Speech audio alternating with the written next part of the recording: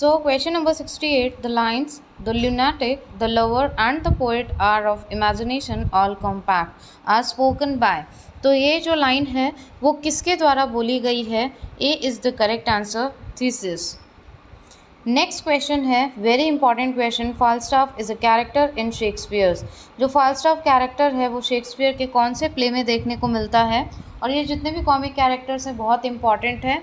और एक सबसे बड़ी बात कि जितने भी कैरेक्टर्स हैं जिन जिन प्ले से जो कॉमिक कैरेक्टर्स हैं, ठीक है, जो हीरोइक कैरेक्टर्स हैं, उन सब की मैंने सेपरेट लिस्ट बना के अपलोड की हुई है चैनल पे, तो उसको देखना आप बिल्कुल मत भूलें, बहुत हेल्पफुल होगी। इधर उधर से आपको कलेक्ट करने की ज़रूरत नहीं है, वो लिस्ट आप डायरेक्टली लर्न कर सकते हो, उसमें से क्वेश्चन ज़रूर आएगा।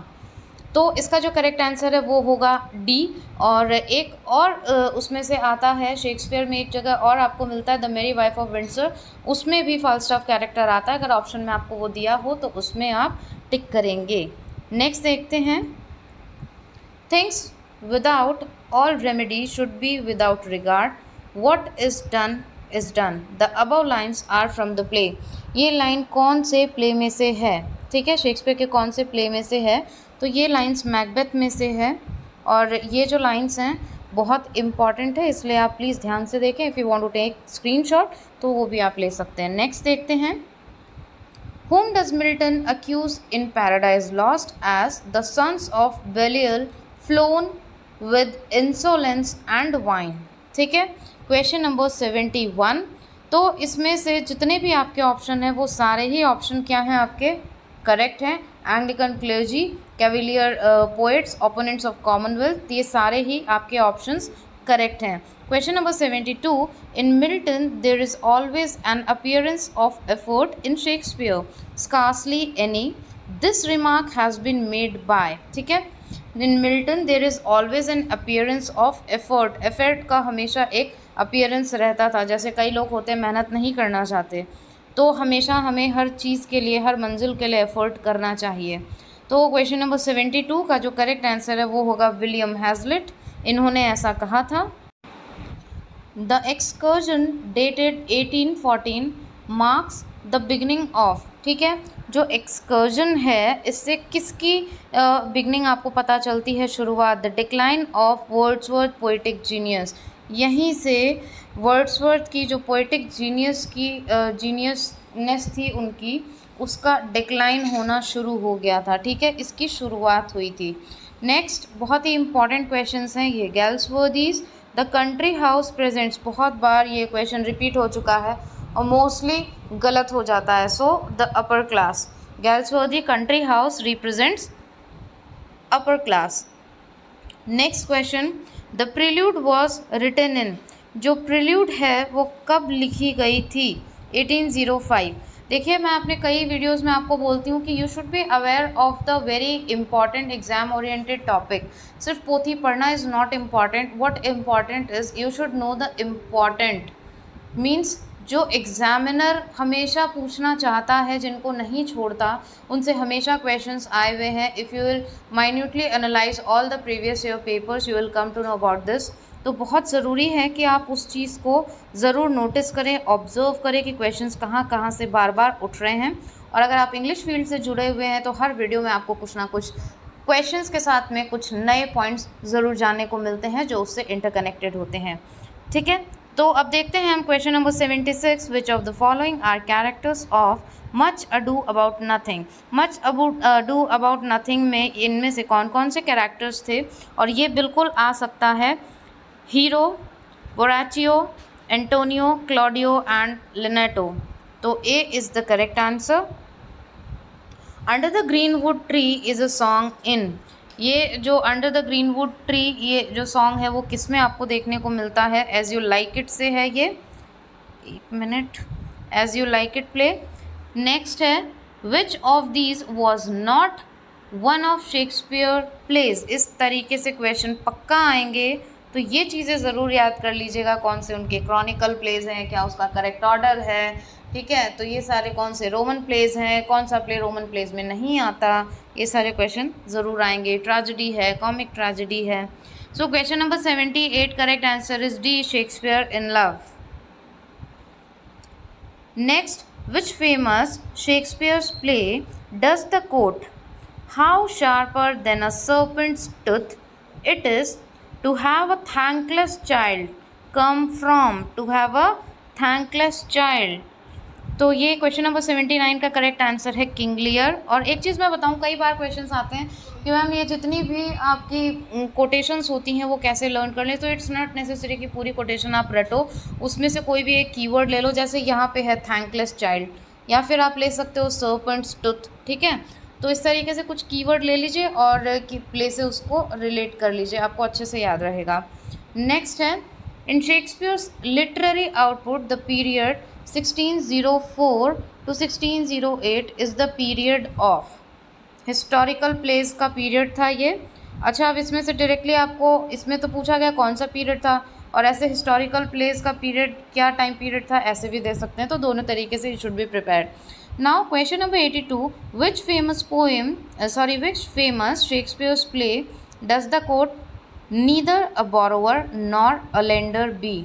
कहाँ से ये कोटेशन आपको सुनने को मिलती है, किसमें दिखाई देती है? हैमलेट में।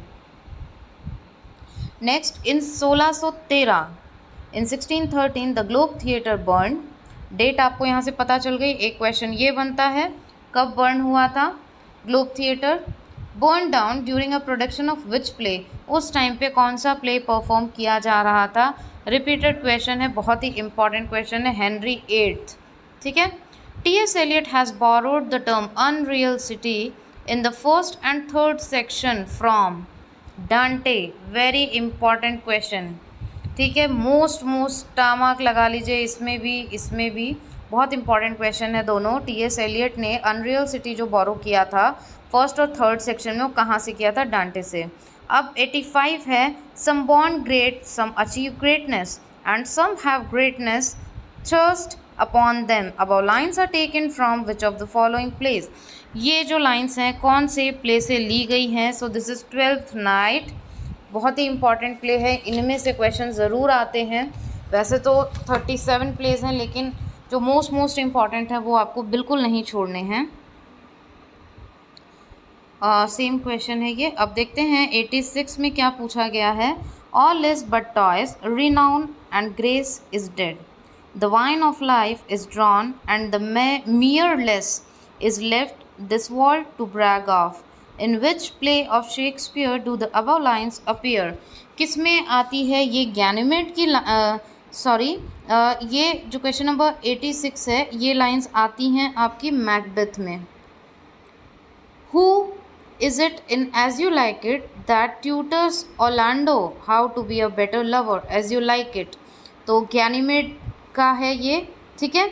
और ये जो as you like it play है, ऑलरेडी इसकी स्टोरी चैनल पे है, तो उसको आप देख सकते हैं, अच्छे से सुन सकते हैं, पूरा एक्सप्लेनेशन हिंदी में है। Next question 88, sir Toby Belch and sir Andrew Aguecheek are famous characters in.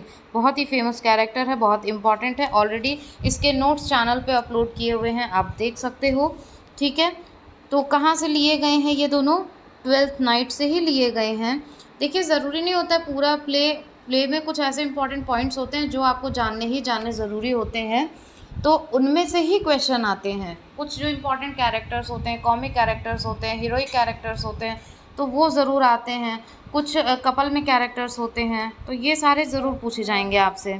89, question number 89, in as you like it who said to whom the following, all the world is a stage.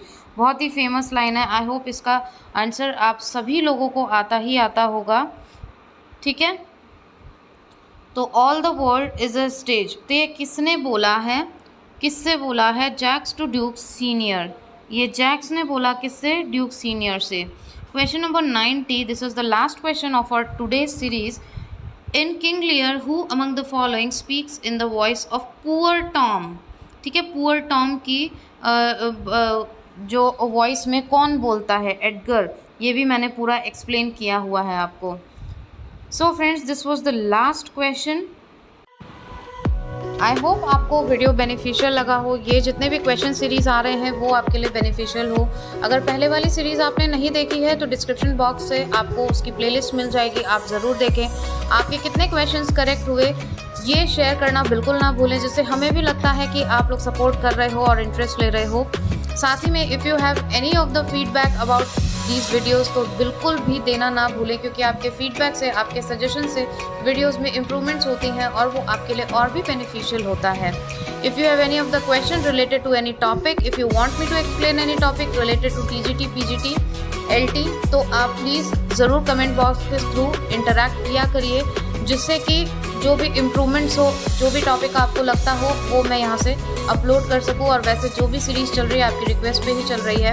सबसे बड़ी बात, already हम theory complete कर चुके हैं काफ़ी सारी चीज़ें, जिसमें टीजीटी पीजीटी वालों का भी फ़ायदा है और एलटी वालों का भी फ़ायदा है। तो इसीलिए ये मिक्स्ड अप क्वेश्चंस आ रहे हैं, जिससे आप दोनों ही वैकेंसीज़ पे फोकस कर सकें।